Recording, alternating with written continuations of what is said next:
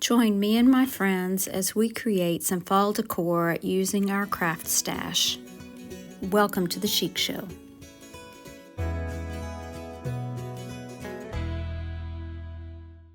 Today's playlist is hosted by Tasha at Sunflower Tasha DIYs and Sun at Sun's Arts. I'm going to start with this pumpkin from Dollar Tree. The fabric was coming off of it anyway, so I pulled it off and removed the stem. I'm going to be painting it with Waverly chalk paint in black ink. Then I'm going to go back with chalk paint in white, and I'm using one of these little round sponge brushes to paint on some polka dots. And the best way to make polka dots I have found is with this little brush, and as you stamp it down, give it a slight turn. I'm also using two other Dollar Tree pumpkins, but I won't be painting them or anything. I am going to remove the stem to this one, and I'm going to add some hot glue to the bottom and stack it on top of my black and white pumpkin. I'm going to do the same thing with the burlap pumpkin, add some hot glue to the bottom and stack it on top of the white pumpkin. Once that was dry, actually I did it before it was dry and you can tell here, but you really should let it dry first, and then add some more hot glue around the middle of each of the pumpkins where they meet and add some Spanish moss. These pumpkins were a bit top heavy, so they would not stand up on their own, so I put them into a milk glass vase that I had, and I love the way they look.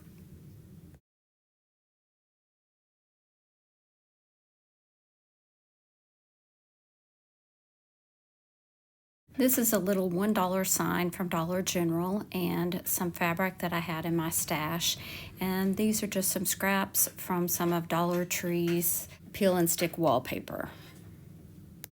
Just in case I didn't get my paper cut exactly to the right size, I did take some black chalk paint and paint it around the edges and right in the center of the sign. Once that was dry, I added in those wallpaper stickers.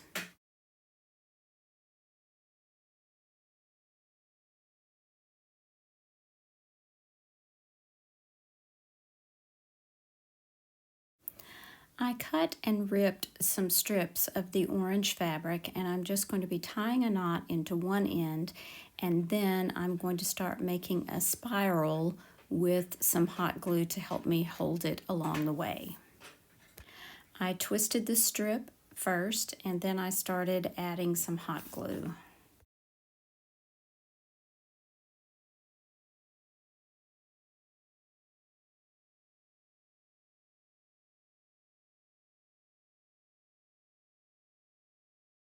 Once I had a big enough piece to work with, I hot glued it down to the frame and then continued all the way around till I got the size of pumpkin that I was looking for.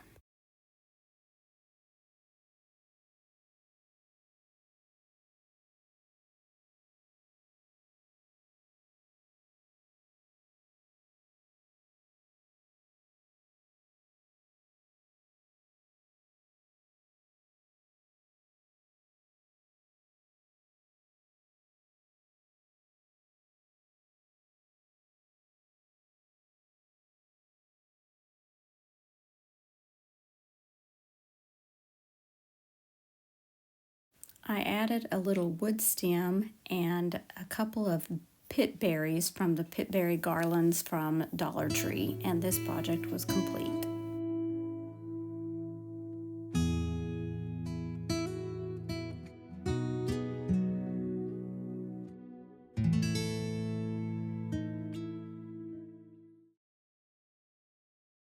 There is a giveaway today for a $50 Amazon gift card.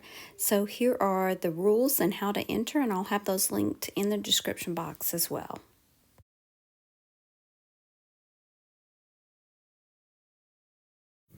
For this project, I'm using one of these pumpkins from Hobby Lobby. They come in a set of 3. It's a great buy. And I'm also using this recycled decoupage paper that was in Sonnet's new box. And it has lots of lovely fall pieces on it. It is a masterboard, but I chose to use this sunflower.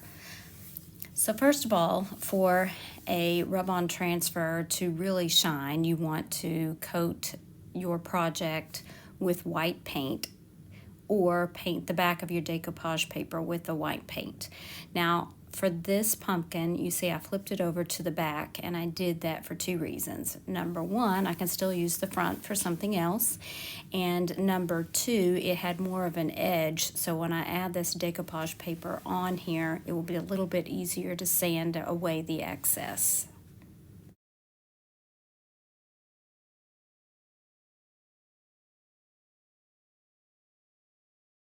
I am using DIY's liquid patina to decoupage my paper onto the pumpkin. I did cut it a little bit small, so I'm having to kind of work around there and make sure that I do get it covered. Once I have it in its placement, I hold it down with one hand, and then I will use the other to apply a starter strip of the liquid patina. The top of the decoupage paper will also get a coat of the liquid patina.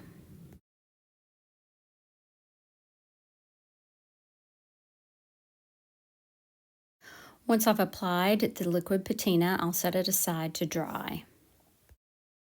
This little finger sander works perfectly for removing the excess decoupage paper around the edge.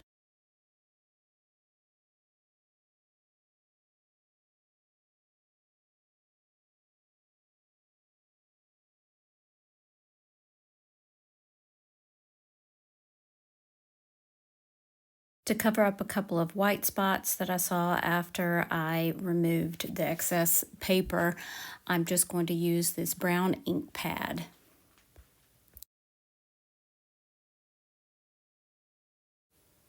I decided to untie the bow that was originally on there and to retie it onto the pumpkin, and I'm applying some Mod Podge to the raffia, and I'm going to wrap it around a pencil so that it will be curled. I used a pencil for both sides, and I just wrapped it around there and left it until it dried.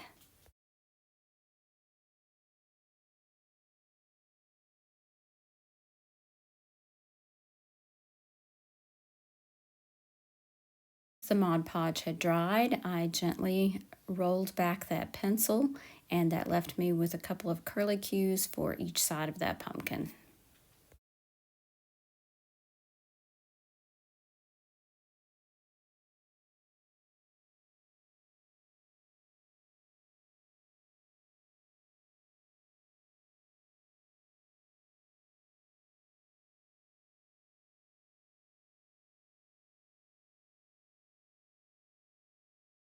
This is the Fall Plaid Decoupage paper from Sonnet's Maker's Box, and this is a small cutting board that I got on clearance at Hobby Lobby.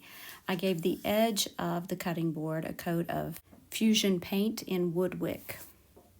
Because I am going to be decoupaging only on the top part of this little cutting board, I'm going to give it a coat of white chalk paint.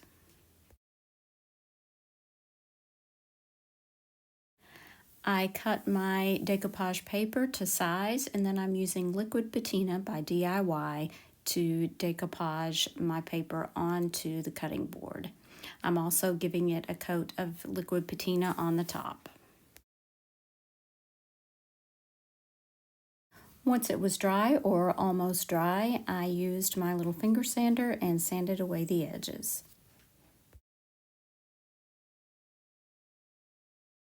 I'm going to add this little pumpkin that I actually removed from something else. It was the perfect color and the perfect size for this, so I added some wood glue with my finger to the back so that it wouldn't ooze out the sides. I had trouble replacing that original thicker jute twine, so I used some thinner twine to replace it.